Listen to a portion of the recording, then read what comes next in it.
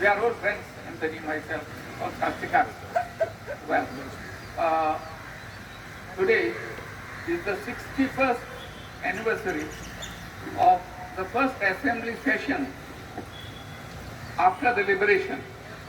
And every year a function is held on 9th January on various issues. And I am actually come to go there after addressing this meeting. And I hope to raise this issue also there. There's sometimes deliberations there.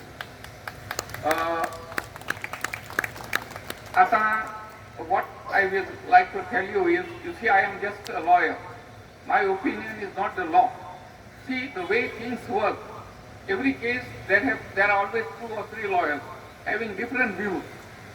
And these views are put before a judge. And what the judge finally decides becomes the law. So just because I say something or someone else says something, that isn't the law.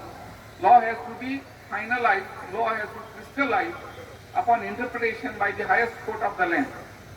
Or the government itself can come forward and say, this is the law, and the matter ends there. So we have 2 alternatives. One is to move the court, or other is to compel the government to take a stand. Unfortunately, our governments rarely take stands, and rarely stands which are in favor of the public. Now, of course, it's a very detailed issue. I don't think we have the time, 3 minutes, to discuss this issue here. But I will very briefly tell you what is actually happening. See, in my opinion, we Goans continue to be dual nationals. We do not need dual nationality. Because under the Portuguese law, whoever was born, or whose parents or grandparents were born prior to December 1961, they recognize us as their citizens. Now we became citizens of India by virtue of the liberation of Goa.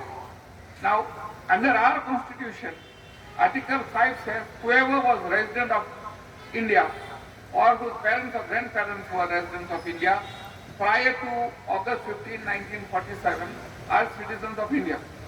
But that does not apply to us because Goa was not part of the Indian Union in 1947. Now we joined the Indian Union in December 1961.